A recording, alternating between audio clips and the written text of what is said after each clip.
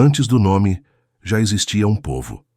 Antes de Angola ter nome, antes da bandeira, do hino e das fronteiras, já existia um povo. Um povo que caminhava esta terra quando o mundo ainda estava a aprender a ser mundo. Esta história não começa com a colonização. Começa muito antes. A história do povo angolano começa muito antes de Angola existir como país. O território que hoje chamamos Angola faz parte da grande história da África Austral. Uma história longa, profunda, que atravessa várias fases do processo de hominização.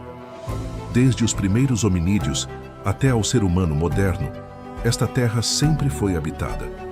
Angola não nasceu vazia. Angola sempre foi habitada, sempre teve uma vasta cultura e uma vida pulsante. As gravuras rupestres espalhadas por várias regiões do país falam por si. Não são apenas desenhos na pedra, são mensagens deixadas pelo tempo. Marcas antigas, gravadas em cavernas, rochas, rios e montanhas, que provam que o ser humano vive nesta terra há milhares e milhares de anos. Cada pedra é memória. Cada gravura é testemunho. Entre esses primeiros habitantes, destacam-se os Sanku, povos caçadores e coletores, conhecedores da terra, dos animais e dos ciclos da natureza. Foram os primeiros a chamar esta terra de lar. Os primeiros a compreender o seu ritmo, os primeiros guardiões deste espaço. Muito antes de reis e reinos, já havia identidade. Com o passar do tempo, outros povos chegaram. Vieram os Bantu, vindos de outras regiões de África. Trouxeram novas línguas, trouxeram técnicas de agricultura, trouxeram o uso do ferro e trouxeram uma forma mais organizada de viver em comunidade. Não foi apenas uma ocupação, foi convivência, foi troca, foi construção coletiva. Aqui começa a desenhar-se algo maior. Com o tempo, essas comunidades foram se estruturando melhor. Criaram regras, criaram lideranças, criaram sistemas próprios de governação. Foi assim que começou a formar-se a base do povo angolano. Um povo resistente, profundamente ligado à terra. Um povo que aprende com o tempo, mas nunca perdeu a sua essência ao longo do tempo. Dessas comunidades nasceram grandes reinos. Reinos fortes, reinos organizados, reinos africanos que governavam a si próprios. E quando o mundo europeu começou a olhar para esta terra, tudo começou a mudar. Com o tempo, Angola organizou-se em grandes reinos africanos. Reinos fortes com poder político, economia própria e cultura viva. O reino do Congo, o Indongo, a Matamba, a Lunda, não eram aldeias improvisadas. Eram estados africanos organizados, com chefias, leis, comércio e espiritualidade. Cada reino tinha território, cada reino tinha autoridade, cada reino tinha identidade. Entre esses reinos, destaca-se Mbanza Congo, uma cidade africana impressionante para a época. Centro político, econômico e espiritual. Ali tomavam-se decisões. Ali organizava-se o poder. Ali a África governava-se a si própria. Mbanza Congo prova, sem discussão, que a África nunca foi vazia nem atrasada. Angola já era Angola antes de ser colônia.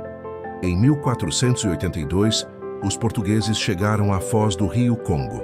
No início, houve contato, houve troca, houve curiosidade mútua. Trocaram presentes, palavras, gestos diplomáticos. Os primeiros contactos. Em 1482 e 1483, Diogo Cão, explorador português, chegou à foz do rio Zaire, no norte do território que hoje é Angola e Congo. Não foi só uma viagem de mar. Foi o primeiro choque de mundos. Pouco tempo depois, em 1484, começaram a chegar também os missionários católicos, acompanhando as expedições portuguesas. Não vinham só com cruz na mão, vinham com ideias, alianças e um plano bem pensado. O ano é 1491. Missionários católicos entram em São Salvador, hoje Mbanza Congo, o coração do Reino do Congo. Ali começa um momento que muda tudo. A conversão do Mani Congo, o rei, e a introdução oficial do cristianismo na região. Não foi por acaso, foi estratégia. O papel dos missionários. Os primeiros padres do século XV não começaram pelo povo comum. Não. Eles focaram-se na elite local, o Mani Congo, a sua família e a corte. A lógica era simples: se o rei muda, o reino acompanha. Assim nascia uma aliança cultural, religiosa e política com Portugal. Organização e ordem. Muita gente pensa logo nos jesuítas, mas calma. Eles só ganharam grande destaque mais tarde. No início, a presença católica foi feita por várias ordens religiosas e padres seculares, tudo dentro da lógica da expansão do padroado português. A Igreja Católica conquistou um papel fundamental na educação, construindo e gerindo escolas, centros de formação e missões que ajudaram a reduzir o analfabetismo, especialmente no período colonial e pós-independência. A Igreja Católica, através das suas missões e seminários durante o período colonial, teve um papel fundamental na formação da elite intelectual e política de Angola, incluindo líderes nacionalistas que lutaram pela independência e figuras religiosas proeminentes. Entre os grandes líderes educados, ou com forte formação católica, destacam-se Cônego Manuel das Neves, figura central do nacionalismo angolano. Embora padre católico, foi considerado um articulador de revoltas contra o colonialismo. Mas com o tempo, as trocas mudaram de natureza, de presentes para pessoas. Começa um dos períodos mais dolorosos da nossa história: o tráfico de escravos. Homens, mulheres e crianças foram transformados em mercadoria. Reinos foram enfraquecidos, famílias foram separadas e a terra começou a sangrar em silêncio. Os colonizadores começaram a levar filhos desta terra para nunca mais voltar. Mesmo diante da violência e da perda, Angola não se curvou sem lutar. Houve resistência, houve confronto e contenda. A luta não foi só militar, foi política, foi cultural, foi espiritual. A identidade angolana recusou desaparecer. Entre reis, sobas e guerreiros, ergue-se uma das maiores figuras da história africana, Ndinga Ambande, mulher, rainha, estratega, um dos símbolos eternos da resistência. Quando um povo ganha consciência, já não há corrente que o segure. Foi assim que Angola começou a lutar pelo seu próprio nome. Com o tempo, a colonização intensificou-se. Vieram as imposições, a exploração, a escravização sistemática. A terra já não mandava em si, mas era o comando de outros povos.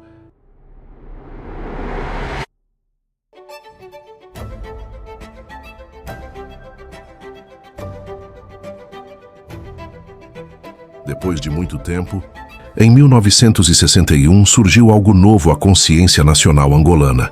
Jornais, associações intelectuais e trabalhadores começaram a pensar Angola como uma nação livre. Mesmo perseguidos, mesmo presos, a ideia de independência já não podia ser apagada. Em 1961, o povo levantou-se. Camponeses, estudantes e combatentes disseram: basta. Começa a luta armada de libertação nacional. FNLA, MPLA e UNITA, cada um à sua maneira, enfrentaram o colonialismo português. Foram anos difíceis, anos de sacrifício e sangue, mas também de esperança. Em 11 de novembro de 1975, Angola tornou-se finalmente livre. A bandeira subiu, o hino ecoou, o povo chorou. Angola era oficialmente uma nação independente, mas a liberdade ainda precisava de paz. Após a independência veio a Guerra Civil. Décadas de conflito, sofrimento e perdas. Até que, em 4 de abril de 2002, o som das armas deu lugar ao silêncio da paz. Nasceu o Dia da Paz e da Reconciliação Nacional. Angola começou outra vez a reconstruir-se.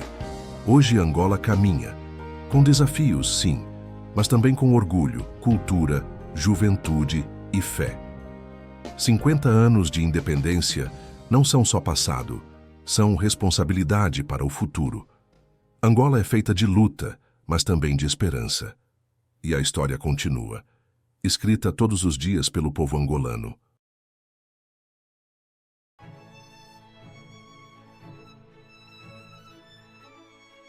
Se essa história criou valor para você, deixe o teu like, inscreva-te no canal e ative o sininho, porque a história de Angola não termina por aqui no nosso canal. Ainda há muito para contar.